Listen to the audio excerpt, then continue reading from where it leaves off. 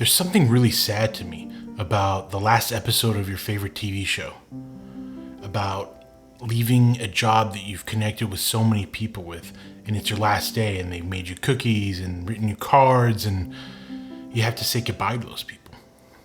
There's something sad about finishing a novel for me. I love to read, and when you connect with the characters and you connect with the worldview of the author, when you get to that last page, you're excited because you get to finally read the ending, the climax of the story, the resolution, and you flip that page. And then you're left with this empty feeling. There's a bit of satisfaction because you've finished it, but for me, it's just emptiness. Because it's like, what now? I find myself confronted with the inevitability of the fact that nothing lasts. My life, your life, the universe, the room I'm sitting in, the planet. It will all end at one time. But why do we as people want things to last forever? Why do we want that? Why can't we seem to accept the universe in its fleeting ways for what they are? The best example of this is the character of Jay Gatsby in the book, obviously, The Great Gatsby. You see, to me, the tragedy of the book, spoiler alert, you know what, screw the spoiler alert, the book's been out for almost 100 years. If you haven't read it or seen one of the, 5 movies that's come out of it, then that's on you. But the tragedy to me isn't that Jay Gatsby dies at the end, although that's part of it. The tragedy to me is this man, Jay Gatsby, James Gatz, can't seem to move on with his life. He loves Daisy and he tries to get Daisy back because there was a time in his life where Daisy represented his youth and represented this perfect moment in his life. The quintessence of innocence and love and jubilance that he remembers. But the problem is, Daisy's not there anymore. She's at least not the way he remembers her. She's older now. She's a mom. She's obsessed with money. She's not that youthful, wide-eyed, carefree girl that he used to know. In fact, one of my favorite scenes of the whole book, rather the dialogues from the whole book, is when Nick tells Gatsby that he can't reproduce the past or relive the past. And Jay Gatsby turns around and looks at him and says, "Of course you can, old sport. Of course you can." And that tells you everything. I think that's one of the most telling, most brilliant lines in the whole book. Because that's all you need to know about the character of Jay Gatsby. He is obsessed with going back to the past and not accepting the change that came in his life and Daisy's life as well. Because that was a time to him that was perfect. Even though he looks at it through rosy colored glasses like we all do. We all look at relationships and we all look at times in our life, jobs, stuff that at the time we thought sucked. I could look at jobs in my past that I hated at the time. But now I look back and go, oh, that was the fun times. And I don't think they were. I think that if I were to go back and redo them, I think I'd hate them just as much. I just look at them like that because the passing of time does that. It makes things beautiful that weren't beautiful before. To me, I think that's one of the miracles of things not lasting.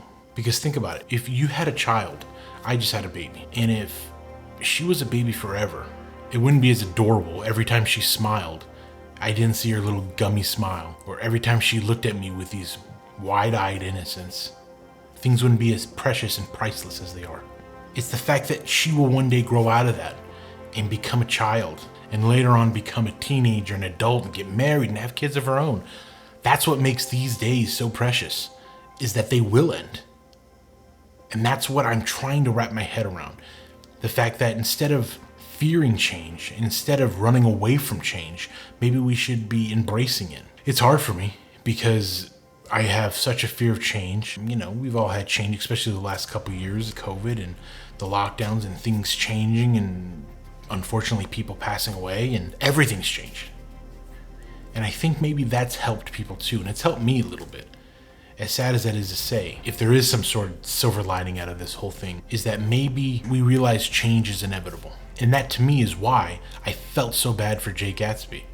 Because he wasn't able to accept the change in his life and the change in Daisy's life. He didn't want to move on. He wanted to not only just have Daisy, he wanted to go back in time.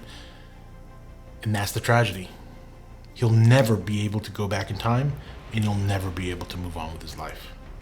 That's the tragedy of the character. This isn't a case study on the character of Jay Gatsby, don't get me wrong. I can go through a 2-hour video, more than that. It's my favorite book ever written, and for good reason. The characters in it are amazing, but I do think we can learn a lot from him and the character and just really the whole novel itself. F. Scott Fitzgerald did an amazing job. I know a topic that people talk about a lot, the saying memento mori, which means remember death. Listen, we're all going to die soon. We're all going to die soon. People say, well, I'm young, I'm not going to die soon. Soon is a relative term. Dying in 40 years is soon. Dying in 30 years is soon. Dying in 80 years is soon. There's this idea in my head that I've been kind of thinking about, a line that I've been trying to perfect. And the line is this: your future self will be jealous of what you have now. So take advantage. Listen, my dad's alive. My friends and family are still here. One day that won't be the case. One day my dad will pass. My older relatives will pass. And I'll be jealous of this time that I had right now with them. I even think about my daughter. When I'm walking her down the aisle, guess what? I'm going to be thinking about this time I have with her when she's a little baby. And think, why didn't I kiss her one more time on the forehead? Why didn't I try to make her laugh more? Why didn't I do this? Why didn't I do that? And those are things that right now I can think, well, yeah, I should. But you know what? I'm going to binge watch another television show. But you're going to regret it later. So like I said, your future self will be jealous of you right now. So take advantage. Things don't last. Nothing lasts. Nothing. And that's what I'm trying to work on. That's what I'm not here preaching to you. Trust me. I think about this every day because the idea that things don't last, including my life, it's a silly thing to say, but I'm deathly afraid of death. I literally get anxiety thinking about it. Things ending. Life ending. Not being able to see my children, my wife, my family, not being able to see the world. And I do have, don't get me wrong, I do have my religious beliefs and where I go after death, but and it's not really advice to you, it's really just advice to me. I have to practice what I preach. It's hard, but I'll try. Alright guys, that's all I have for today. Thanks for stopping in.